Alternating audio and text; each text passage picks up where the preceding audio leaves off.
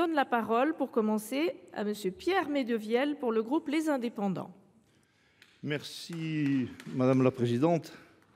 Monsieur le Ministre, la France, moteur de la création de l'Union européenne, a toujours nourri de grandes ambitions pour l'unité de notre vieux continent. Après la Seconde Guerre mondiale, le défi était de taille et l'un des objectifs principaux était de ramener une paix durable pour les générations futures. On peut parler de réussite puisque notre pays a connu depuis 1945 la plus longue période de paix de son histoire. L'Europe, qui n'a laisse pas échapper à l'inflation normative et à la complexification administrative, vient d'essuyer deux tempêtes. Crise Covid et invasion de l'Ukraine nous ont rappelé sévèrement les progrès qui restent à accomplir dans les domaines de la souveraineté énergétique, alimentaire et de la défense. Plus que jamais, nous devons sortir de notre dépendance aux énergies fossiles. La relance du nucléaire et l'amélioration de notre mix énergétique doivent être une priorité nationale. Il faut néanmoins trouver des terrains d'entente avec les autres pays comme l'Allemagne qui ont fait d'autres choix.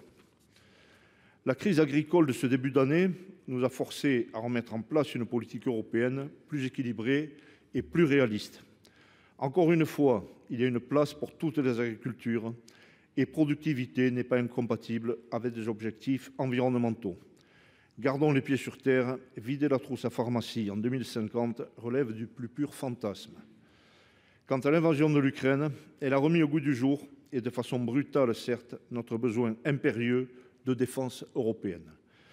Monsieur le ministre, beaucoup de nos adversaires et détracteurs pensaient que l'UE ne survivrait pas à ces deux crises. Elles en sont renforcées et c'est tant mieux. Pensez-vous que malgré ces épreuves, nous pourrons continuer à maintenir un rythme d'investissement suffisant dans les industries d'avenir, notamment dans l'intelligence artificielle, comme nous continuons à le faire dans le domaine de l'aéronautique et de l'aérospatiale? Merci. Pour vous répondre, Monsieur le ministre délégué chargé de l'Europe. Merci Madame la Présidente. Monsieur le Sénateur, merci beaucoup pour votre question. L'idée que l'Union européenne puisse investir dans des secteurs quels qu'ils soient était il y a quelques années encore considérée comme une idée étrange.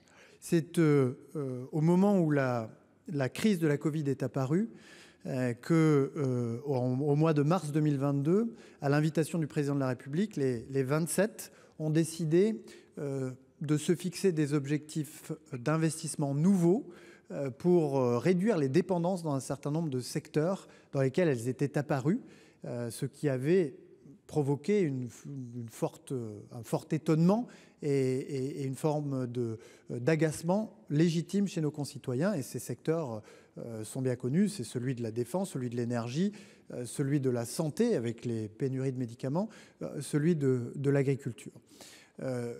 Ce que nous souhaitons pour l'avenir, c'est qu'au-delà de ces secteurs sur lesquels des travaux ont été engagés par l'Union européenne pour effectivement se donner les moyens de reconquérir notre souveraineté en la matière, eh bien nous puissions aussi faire que l'Union européenne investisse dans des secteurs où les dépendances ne sont pas encore constituées, parce que les secteurs sont trop neufs, mais où elles pourraient se constituer si nous ne faisons rien.